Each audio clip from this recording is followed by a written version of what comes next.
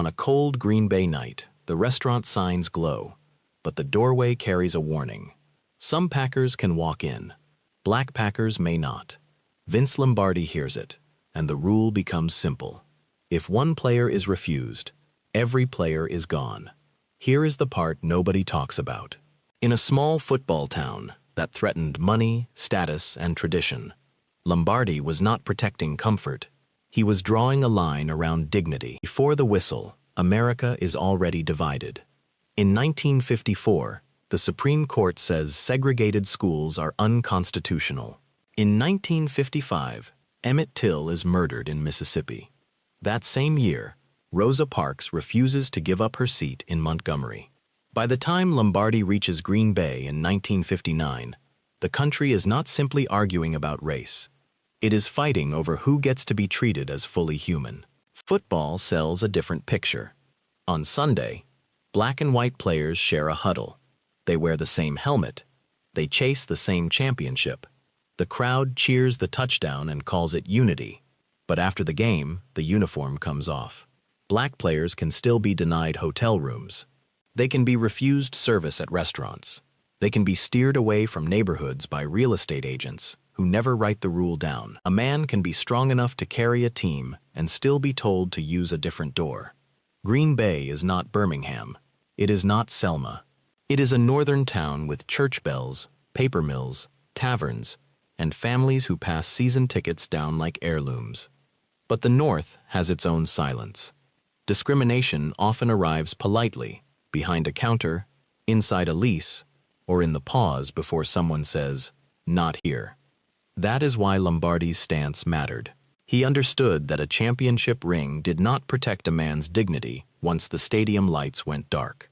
Winning on Sunday did not mean equality on Monday, and that is the part of the story that still asks something of us. If this history matters to you, like, subscribe, and tell me in the comments where dignity should have drawn the line. Inside the Packers locker room, the evidence of the game is everywhere. Taped hands, muddy cleats, shoulder pads dropped under wooden stalls, men sitting in silence because the body has spent everything it has. Willie Davis, Herb Adderley, Willie Wood, Lionel Aldridge, Bob Jeter. Black players were not side notes on Lombardi's teams. They were part of the machine that helped Green Bay win 5 championships in the 1960s. But they were not machines. They were men, trying to make a living in a league where every mistake could cost a roster spot. They studied playbooks, played through pain, and carried the same demand Lombardi put on everyone: excellence without excuse. Then they carried another burden after practice ended. Here's the part old highlight films cannot show. A player could be celebrated in Lambeau Field, then walk into a restaurant and wonder if the room would go quiet. He could help win a title, then search for a place where his family would be welcomed. He could be called a teammate in the huddle, then treated like a problem in public. The insult was not always shouted. Sometimes it was a look from a manager, a sudden lack of available rooms, a door that opened for one man and closed for another. That kind of pressure does not appear in the box score. The Packers sold brotherhood every Sunday because football demanded trust. A blocker had to protect a quarterback. A defensive back had to believe the man beside him would cover his assignment. Lombardi built his team on that trust. Then came the question he could not avoid. If black players were good enough to bleed for Green Bay, were they good enough to be defended beyond the locker room door? What nobody saw coming was that Lombardi's answer would turn team rules into a moral line. Lombardi's answer did not come as a speech for cameras. It came as policy. Accounts of his leadership in Green Bay describe him making the message clear to local establishments. If a business refused service to his black players, that business risked losing the patronage of the Packers organization. Not one man, not one table, the team. In Green Bay, that mattered. This was not New York or Chicago, where a professional team could disappear into the size of the city. Green Bay was smaller, colder, closer. The Packers were woven into the town's identity. On game weeks, restaurants, hotels, bars, and shops did not just serve customers. They served a civic ritual. Players were local celebrities. Coaches carried influence. The team brought attention, money, and pride into places that wanted to be seen near the winners. By the early 1960s, Lombardi's Packers were becoming the standard of the National Football League. Championships followed. National coverage followed. The name Green Bay meant something, because the team made it mean something. Here's the part that changed the pressure. A business owner could decide to humiliate a black player, but under Lombardi's reported warning, that decision was no longer private. It could cost access to the entire organization that helped fill rooms, tables, and cash registers. There was no need for theater. The leverage was obvious. Lombardi understood power in practical terms. He used depth charts, discipline, and consequences. In this case, the consequence reached beyond football. It told Green Bay that loyalty to the Packers could not be separated from loyalty to the men wearing the uniform. What nobody talks about enough is how simple the line was. A business could exclude one player, but it might lose the whole team. And sometimes, morality only becomes visible when someone is willing to attach a cost to betrayal. Inside the Packers' own walls, Lombardi built the same line in a different language. It is early morning in Green Bay. Cleats scrape concrete. Tape is pulled tight around wrists. A chalkboard fills with assignments that leave no room for excuses. Before the crowd, before the anthem, before the violence of Sunday, there is a room full of men being reduced to one question. Can you help this team win? That was Lombardi's standard. Brutal, narrow, relentless. But inside that narrow standard, there was a strange kind of protection. If you could block, tackle, run, lead, and sacrifice, you belonged in that locker room. Here's the part that matters. Lombardi did not run a soft program. He demanded punctuality. He demanded conditioning. He demanded obedience to the smallest details, from practice tempo to how a man carried himself in public. Players who failed the standard felt it quickly. Stars were not exempt. Rookies were not invisible. That discipline became more than a football system. It became a moral structure.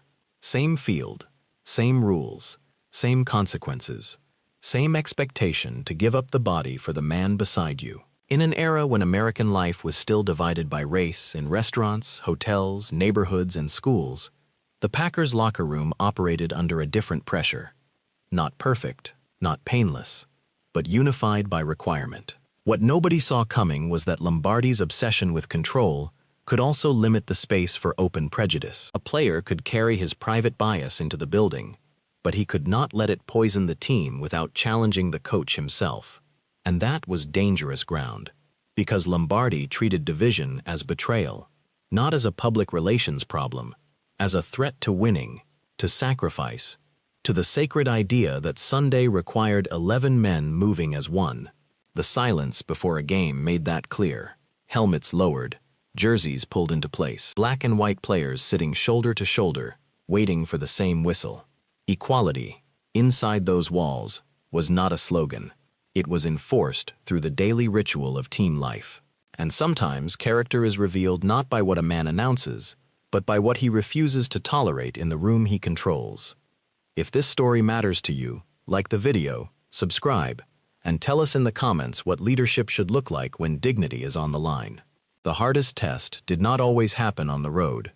Sometimes it happened after practice, when a player took off the green and gold, put on a coat, drove through a quiet Green Bay street, and tried to find a place where his family could live. Here's the part nobody talks about. Black players could be cheered on Sunday and questioned on Monday.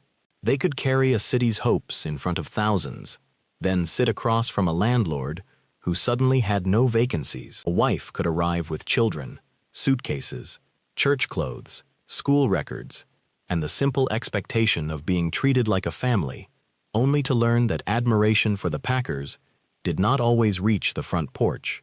Green Bay was not Birmingham. It was not Selma. But discrimination did not need a burning cross to humiliate a man. Sometimes it came as a closed door, a nervous smile, a neighbor's stare through curtains, or a polite sentence that told a professional athlete his money was welcome only in the stadium. Accounts around Lombardi describe a coach who understood that team loyalty could not stop at the locker room door. When players faced discrimination in town, he was reportedly willing to use his authority, his anger, and his name to push back. The exact stories vary, as memories often do, but the pattern matters. He did not treat dignity as a private inconvenience. That mattered because family was the part the crowd never saw. The children trying to fit into new schools, the wives managing isolation, the players swallowing insult, then returning to practice, expected to perform like nothing had happened. Lombardi's legacy was not a perfect speech preserved on film.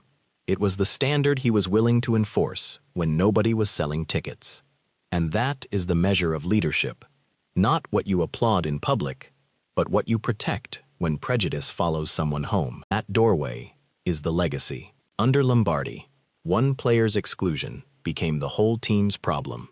Championships made him famous, but this standard made him matter. Leadership costs something when power protects the insulted. Thank you for watching. Like, subscribe, and comment with the sports history stories that deserve to be remembered.